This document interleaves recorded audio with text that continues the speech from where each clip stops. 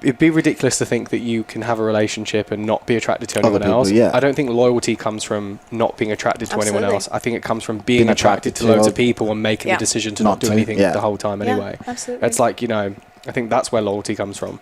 But there needs to be boundaries around emotional connection. Because, I could be in a relationship and we never kiss, but I come to you. Emotional cheating. Yeah, I come to you every time something's hard and you hold me. I've been there. Yeah, that is its own form. And again, it just needs to be discussed. Yeah. Yeah. Perfect. Yeah. It's good answers. Of course, the therapist is going to say, well, have you spoken about it? Yeah. Have you communicated about it? Anyone that does therapy or is a therapist never gives you black and white answers. Like, it's all very nuanced. Like, what are the questions that you've asked? Where are you in life at this moment in time? What did that makes mean you feel? For you? What meaning did you make about the chakra is Can I that just hitting say, at the moment? if there's one question I ask all the time as a therapist, well, no, the first one, because I work somatically, would be, and where do you feel that in your body? Oh. I know, I'm annoying. No, I'm annoying. I know. Feel it in my toes, Rachel. Continue. Feel it in my fingers. The second question I would ask, and this is when I work with anything around relationships, I'm like, and have you expressed this to them? That is a very legitimate question. That's a fair question. That's a fair question. And do you know what the answer? The answer's always like, they're shocked that I would say that. Like, why would I tell them that?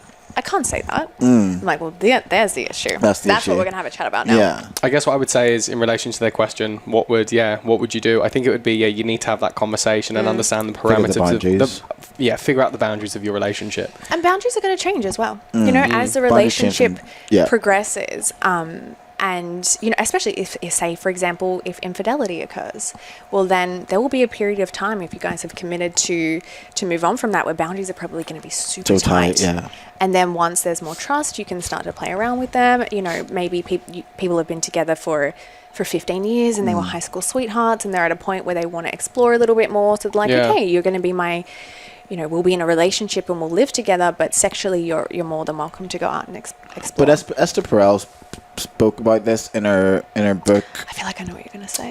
Where she talks about whenever there is an infidelity and the two people decide to start over, that it's a completely new relationship. Like, you shouldn't be taking bits and pieces of the last version of the relationship that you had and then try to build on that. That's completely gone. The person that you knew before is not the same. The new relationship that you have is not the same, because you have that actual physical and emotional hurt from whatever that person decided to do to you against the relationship.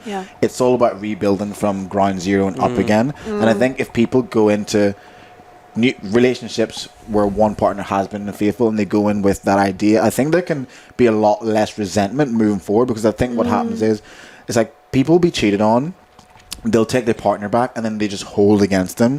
I'm like, why are you here then? Why are you still with them if every time you have an argument you're just going to bring up the fact that they cheated? You've decided to take him back, you've decided to take her back, you need to just squash it. And I get it takes time, but using that as like some sort of ammunition during a disagreement and always bring it up, I feel like it's a disservice to you and the relationship, and if you've got kids, the family as well. You know what I mean? Think if you decide to, that comes down, if you decide to forgive, you forgive. Yeah. If you bring it up again, you haven't forgiven. You can't keep apologising for the same thing over and over again. You have to discuss it, forgive it. If you're happy to move on, then move on from it. I think, another phrase that I often hear that I always want to challenge people, whether it's about relationships or themselves, they always say, I want to get back to where we were, or I want to get back to who I was before this thing happened. And it's like, that's not going to happen. No. Why would you want to go back? And plus the version that you were obviously at that time was in a bit of a way, a reason why you're at that point. Yeah.